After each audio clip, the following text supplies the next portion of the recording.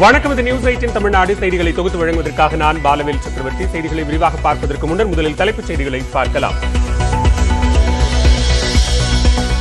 தமிழ்நாட்டிற்கு இந்த ஆண்டுக்கான தேசிய பேரிடர் நிதியாக 900 கோடி வழங்கப்பட்டுள்ளது. வெள்ள பாதிப்புக்கு தனியாக நிதி வழங்கவில்லை என முதலமைச்சர் குற்றம் சாட்டிய நிலையில் மத்திய நிதியமைச்சர் நிர்மலா சீதாராமன் விளக்கம்.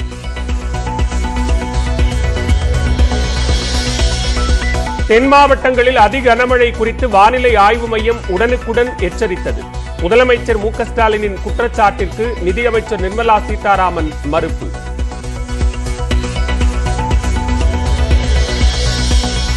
தமிழக வெள்ள பாதிப்பை தேசிய பேரிடராக அறிவிக்க இயலாது.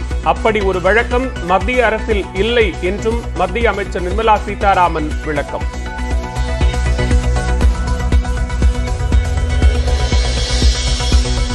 தூத்துக்குடி மாவட்டம் ஏரலில் பாதிக்கப்பட்ட மக்களுக்கு அமைச்சர் உதயநிதி நிவாரணம். பாதிப்புகளை ஓரிரு நாளில் சரி செய்ய நடவடிக்கை எடுக்கப்படும் என்று உறுதி.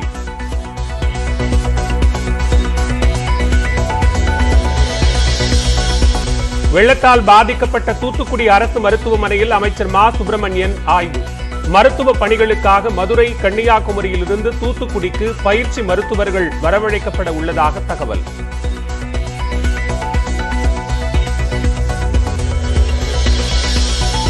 சென்னையிலிருந்து இயக்கப்படும் திருச்செந்தூர் எக்ஸ்பிரஸ் நெல்லை வரை இயக்கப்படும் என அறிவிப்பு. மறுமார்க்கத்தில் டிசம்பர் 31ஆம் தேதி வரை நெல்லையிலிருந்து புறப்படும்.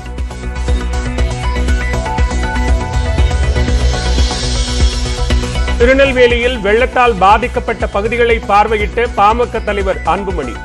6000 ரூபாய் வெள்ள நிவாரணம் போதாது என பேட்டி.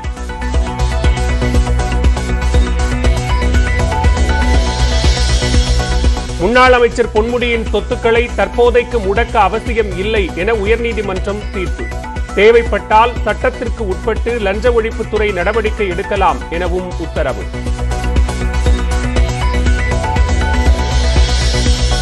முதலமைச்சர் மு க ஸ்டாலினுடன் பொன்முடி சந்திப்பு. சொத்து குவிப்பு வழக்கில் பொன்முடிக்கு 3 ஆண்டு சிறை தண்டனை விதிக்கப்பட்ட நிலையில் சந்திப்பு.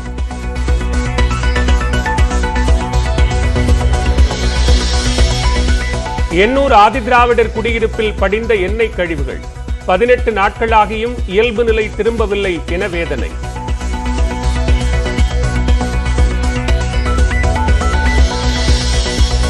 த்ரிஷா, குஷ்பு மீது நடிகர் மன்சூர் அலிகான் தொடர்ந்த வழக்கு 1 லட்சம் அபராதத்துடன் தள்ளுபடி. விளம்பரத்திற்காக தொடரப்பட்ட வழக்கு என்றும் உயர்நீதிமன்றம் கருத்து.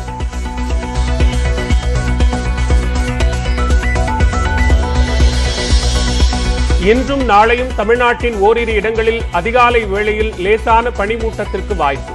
டிசம்பர் 28 வரை மிதமான மழை பெய்யும் என்றும் வானிலை ஆய்வு மையம் கணிப்பு.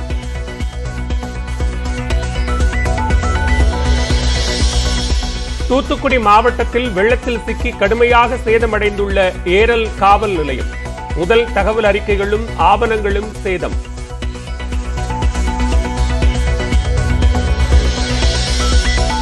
வேலூர் மாவட்டம் பேரணாம்பட்டு அருகே அடித்துக் கொண்ட பாஜக நிர்வாகிகள்.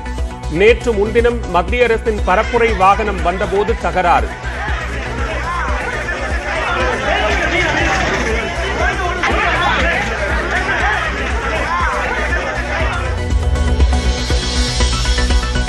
தூத்துக்குடியில் வெள்ளத்தால் பாதிக்கப்பட்ட பகுதிகளில் சிலிண்டர் விநியோகம். வெள்ள நீர் வடிந்த நிலையில் HP நிறுவனம் சார்பில் சிலிண்டர்கள் வழங்கப்படுகின்றன.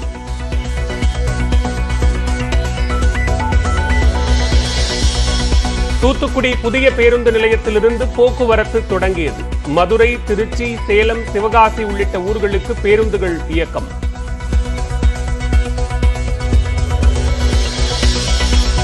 கடும் மழை காரணமாக திருநெல்வேலி மற்றும் மாஞ்சோலைக்கு இடையிலான போக்குவரத்து சேவை 5வது நாளாக பாதிப்பு.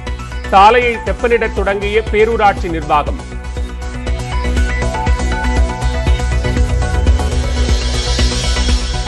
தொழில்துறையினருக்கான பீக் அவர் மின் கட்டணத்தை ரத்து செய்ய வேண்டும் என எதிர்க்கட்சித் தலைவர் எடப்பாடி பழனிசாமி வலியுறுத்தல். முன்பு போல 1 கிலோவாட்டிற்கு 35 ரூபாய் மட்டுமே நிலை கட்டணமாக வசூலிக்கவும் கோரிக்கை.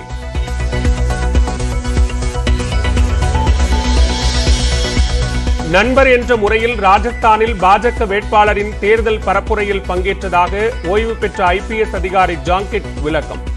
பாஜகவில் இணைந்து விட்டதாக வெளியான தகவலுக்கு மறுப்பு.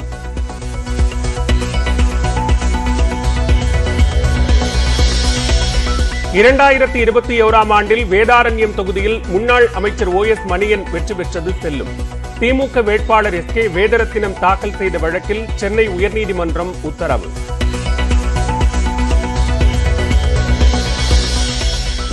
கோவை சுந்தராபுரத்தில் முன்னால் சென்ற கார் மீது பைக் மோதியதில் தூக்கி வீசப்பட்ட இளைஞர்.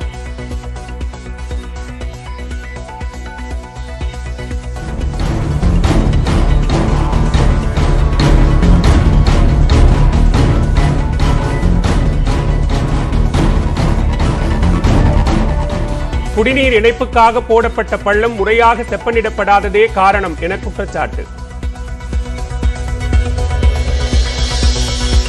திருவண்ணாமலையில் போராட்டம் நடத்திய விவசாயி அருள் ஆறுமுகம் மீது உள்நோக்கத்துடன் குண்டர் சட்டம் பாய்ந்துள்ளதாக தெரிகிறது. குண்டர் சட்டத்தை ரத்து செய்ய கோரி விவசாயியின் மனைவி தொடர்ந்த வழக்கில் சென்னை உயர்நீதிமன்றம் கருத்து.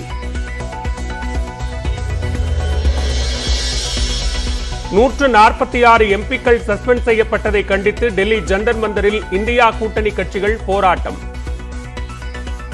राष्ट्रगान में पार्टिसिपेट करेंगे, कोई नारा नहीं लगाएगा, कोई नारा नहीं लगाएगा। राष्ट्रगान के लिए सभी लोग जो है वो खड़े होकर राष्ट्रगान में पार्टिसिपेट करेंगे शांति के साथ. ஜனநாயகத்தை காப்பாற்ற வேண்டிய அவசியம் வந்துள்ளதாக பேட்டி.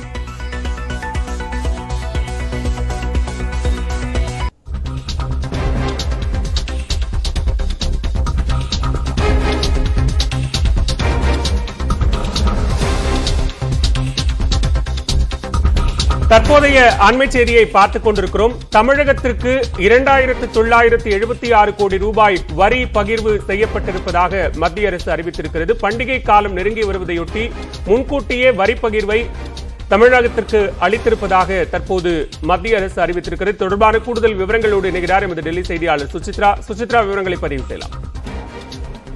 வரவுள்ள பண்டிகை காலத்தை கருத்தில் கொண்டும் புத்தாண்டை கருத்தில் கொண்டும் மாநிலங்களுடைய சமூக நல மேம்பாட்டு திட்டங்களுக்காக கூடுதல் வரி பகிர்வு நிதியை தற்பொழுது மத்திய அரசாங்கம் அறிவித்துள்ளது. அதன்படி ஒட்டுமொத்தமாக 72,961 கோடியானது இந்தியாவில் உள்ள பல்வேறு மாநிலங்களுக்காக அறிவிக்கப்பட்டுள்ளது. அதன் அடிப்படையில் அதில் ஒரு பங்காக தமிழகத்திற்கு மட்டும் 2,976 கோடி ரூபாயானது இந்த வரி பகிர்வாக வழங்கப்படும் என்ற ஒரு அறிவிப்பையும் தற்போது மத்திய நிதியமைச்சகமானது அதிகாரப்பூர்வமாக அறிவித்துள்ளது.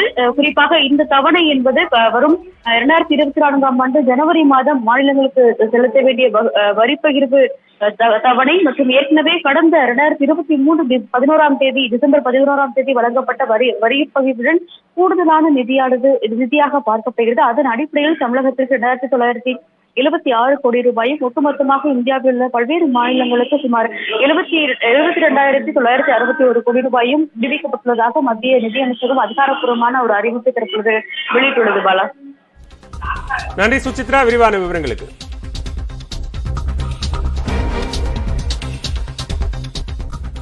சென்னை